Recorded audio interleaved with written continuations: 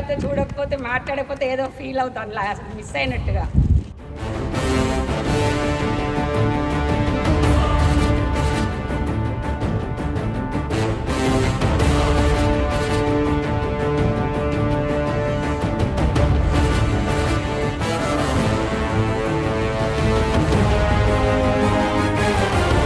మనం ఒక ఫ్యామిలీలో ఉన్నప్పుడు మనమే గెలవాలనుకో, మన ఫ్యామిలీ మెంబర్ కూడా అరే మన కజిన్ లేదంటే మనవాడు అనుకొని వాళ్ళని కూడా పుల్ చేస్తాం.